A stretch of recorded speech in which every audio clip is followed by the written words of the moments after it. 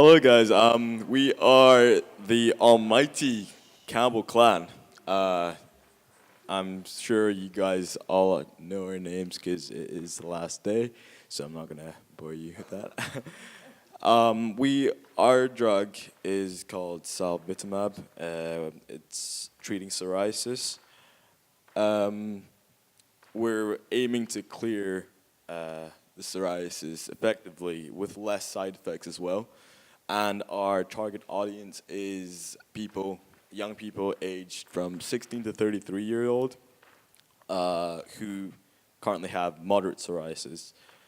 And then after the trial data, we're going to split it up, see if there's any patterns between 16 to 21-year-old and 23-year-old, 23 to 33 years old as well. And yeah, we aim to incorporate the 50 to 60-year-old because there's two flare-ups when it comes to psoriasis. There's the initial flare-up when it's 16 to 33, and there's another flare-up 50 to 60. We want to care for the younger people first to prevent psoriasis, when it longer down the line. Yeah, and we're gonna try because initially our way of medicating will be taking injections. We aim to change the type, change it into a pill because it's much easier. And it is a phase 2 trial, so we're trying to still learn about the drug, make sure it has any side effects, but phase 1 was successful, so yeah. So in this trial, we're going to be testing our new drug, which is called salvitimab. As you can see, it's a biologic that can reduce the signs and symptoms of psoriasis by blocking the immune cells that are thought to cause the condition. Like Danny said, it's currently only available by injection. So in our phase 1 trial, there were no known side effects when the subjects were taking 300 milligrams a week. However, we are concerned primarily with safety since this is a phase 2 trial, so we decided that instead of 300 milligrams a week, which is also kind of a lot to inject into yourself, we're going to have 3 groups taking salvitimab, and the first is going to be taking 50 milligrams, and then 100 and 150. And our control group is methotrexate, which is currently used to treat psoriasis. All right, so what the patient is going to have to do is they're going to have to administer a self-injection. And remember, these patients are going to be 16 to 33, so they should be capable of doing this. And if not, we included a fake link, but there would be a real video in an actual trial that would just show how to self-administer the injection themselves onto their psoriasis. And there would be monthly clinician visits, and however, this is a weekly injection. So they will be doing this on their own, but every month they'll be going to their clinician for a visual examination of their psoriasis, because since this is a very subjective sort of clinical trial, the clinician will then observe the areas, the intensity and the spread of the psoriasis, and they will rate that on a scale given to them on whether it's improving in the patient or not improving at all. And so that's what the monthly clinician visit is for, mainly just for the visual examination. But on their own, every week, the patient will be monitoring their pain scale of whether it's becoming more painful with whatever drug they're given, either the methotrexate or the salvitimab, and they'll rate that on a scale of 1 to 10 from extremely painful or not painful at all.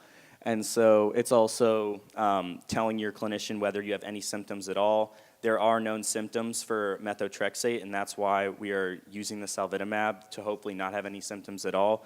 But since this is a phase 2 trial, and we had no symptoms in phase 1, we've learned throughout this week that that may not really mean anything at all, that there could be several things that will show up. And so, yeah, and then that's the link to the self-injection, and also you have to inform your clinician that you're working with the monthly visits, what medications you are currently taking, just because we still really have no certainty of what interferes with salvitimab and what symptoms may occur. So here's some additional information that is important for you as patients, and some considerations for you. So you will keep the same doctor throughout the trial, and hopefully you'll develop a trusting relationship where you can share any possible symptoms or side effects that you've been feeling, even if you might not think that they're related to the drug or your disease or psoriasis. And you will, so this is a double-blind experiment, and so you will not know whether or not you're taking salvitimab, but you will be treated nonetheless, because we also have a trial arm with methotrexate, which is a commonly used medication. And to eliminate any subjectivity or bias, we also have blinded the clinicians, the experimenters. And so you have the ability to withdraw at any point if you feel uncomfortable continuing with the study, and just let your clinician know, and no one will judge you, and you're welcome to. And if you're uncomfortable also with self-injection, we can provide the opportunity for someone to be trained that you trust to do it for you. Or you can increase the amount of visits to the clinician, and they can do it for you if you prefer that. And so if you have, because there are monthly clinician visits, and there might be travel costs associated with that, we will compensate you for that. And finally, we have, all your data is private, and we will protect your identity and because psoriasis is a private disease, and we respect you. Okay, so on our last slide, we pretty much just have all that information she went over in a more organized format. So the front page, we have our invitation, and then the back page of the leaflet, we have, we tried to make all our questions that we think patients would want to know in a more engaging format. Usually when you're designing things, people tend to disengage after 2/3 when it takes up 2/3 of the page. So having a column format makes that a little more engaging for people to read. And yeah, a lot of the questions she went over we want to include. So is this voluntary? What will I have to do? How will I pay for this, etc. So yeah, that pretty much ends our presentation. Thank you. So, Panel Club, do we have any questions? Yes, the panel have questions. You're not getting away yet. Thank you once again. Another fantastic presentation. I mean, we kind of knew the standard was going to be this high because we have seen the information sheets and we've seen you working all week. So I'm kind of struck dumb partly. But I've got one question. You talk about safety. It's a safety study. And you say that there was no side effects in the phase 1 trial. But a phase 1 trial is quite short. So have you got any idea of looking for long-term safety effects of being on a biologic? Because they could be on this for a long time. So what we didn't mention was that in phase 1, we realized that 300 milliliters was the max tolerable amount of salvitimab that an adult could handle. Now we are incorporating later teens, so the administration in milliliters of the dosage groups that we're using is 50, 100, and 150, which are significantly less than the 300. And this is a complete safety and precaution measure. Not only are we incorporating younger people than we had in phase 1, but it's also to create this in a more comfortable manner, because tolerable maybe isn't the best ethics-wise to consider in the study. So for phase 2 especially, we feel like this is the best, and if we see improvement with the higher dosage, then we could think about maybe upping the dosage in a phase 3 or 4. Thank you, team, again. So I was questioning why you chose the patients to be self-injecting.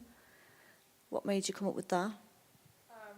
Well, weekly injections would require a lot of clinician visits every week, and those are hard to schedule.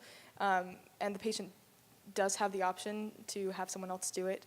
And of course, we'll create a very informative and comprehensive video that will show you how to do it exactly the way that. But yes, I understand that that's hard to control. but we didn't want to scare the patient that they would have to provide a lot of time. I was intrigued by the naming of your properstabbing.com. It might be slightly misleading in certain parts of the country. Yeah, I've been offered one of those in Glasgow. So. Yeah.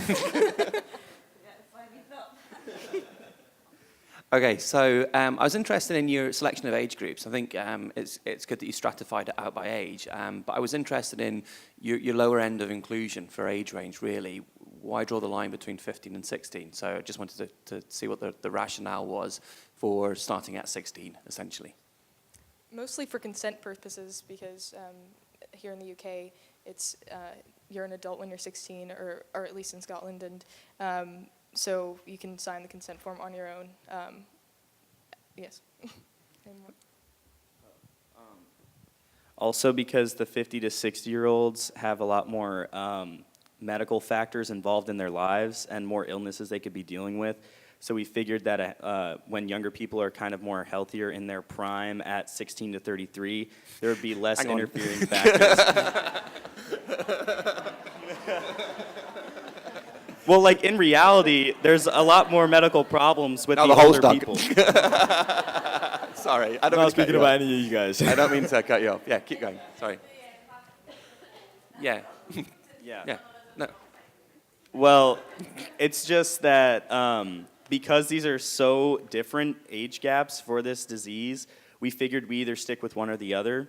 And so if we stick with the younger one and we can find a cure there, it's just that if we start with the 50 to 60, it might have other factors that influence the study. So if we start with the younger ages, then we won't have some factors that we would if we started with the 50 to 60. But then once we find out something that works for the younger ages, we would infer and then try it on the older ages as well. Yeah.